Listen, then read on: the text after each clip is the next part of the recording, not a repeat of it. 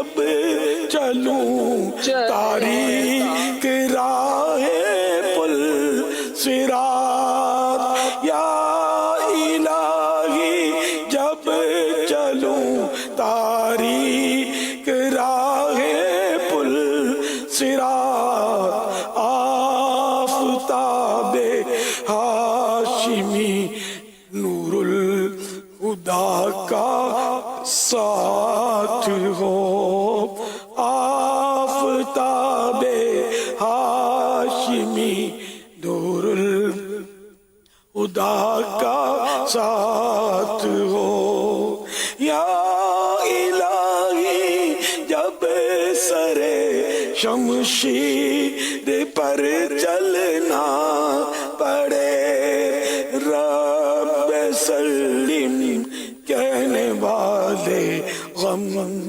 زدہ کا ساتھ ہو۔ آمین بجاہ النبی الامین صلی اللہ تعالی علیہ وآلہ وسلم۔ تو سب یہ فیصلہ کر رہے ہیں، ڈیسیزن لے لیں، فائنل ڈیسیزن، پکا نیت کر لیں کہ نہ بندے پر ظلم کرنا ہے، نہ جانور پر ظلم کرنا ہے، نہ کیڑی پر ظلم کرنا ہے، نہ مکوڑے پر ظلم کرنا ہے، کسی پر بھی ظلم نہیں کرنا۔ قیامت میں ظلم اندھیرے ہیں، اندھیرے، اور مظلوم کی قیامت میں کامیابی ہے۔ یعنی یوں کہ مظلوم کا ہاتھ ہوگا اور ظالم کا گریبان، یوں سمجھ دو کہ مظلوم سے ظالم اپنا بدلہ لے گا۔ اس وقت یہ پھوپھاں، یہ اسلحہ اور یہ باڈی بلڈنگ اور مارشل آرٹ اور فلاں، تو یہ سورسیں، تو وہ افسری، تو یہ کچھ بھی نہیں چلے گا۔ تو ابھی جو اچھے کام کر رہے ہیں، جن کو ستایا، دل دکھایا، ان سے معافی مانگ لیں، ان کو راضی کر لیں، اور ظلم جو بھی ہوئے ہیں دنیا میں اس سے فارغ ہو جائیں، ورنہ آخرت میں بڑا مشکل پڑ جائے گا۔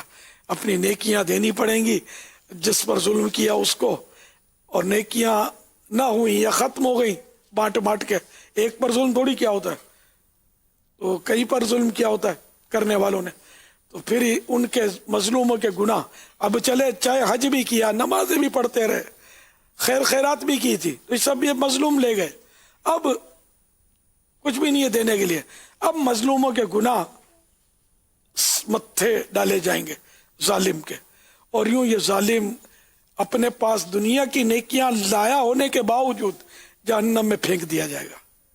ظلم بہت بری بلا ہے۔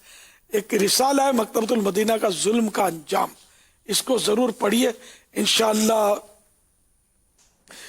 اس سے آپ کو بڑی سمجھنے کو ملے گا۔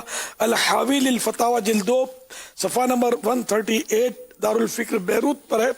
امام اعظم ابو حنیفہ رحمۃ اللہ تعالی علیہ 2 شعبان جن کا عرس ابھی ہوا، اور ہم حنفی ہیں، تو ہمارے امام کروڑوں حنفیوں کے پیشوا فرماتے ہیں برے خاتمے کا سب سے بڑا سبب ظلم ہے۔ اللہ کریم ہم کو ظلم سے محفوظ کرے۔ صلو علی الغبی۔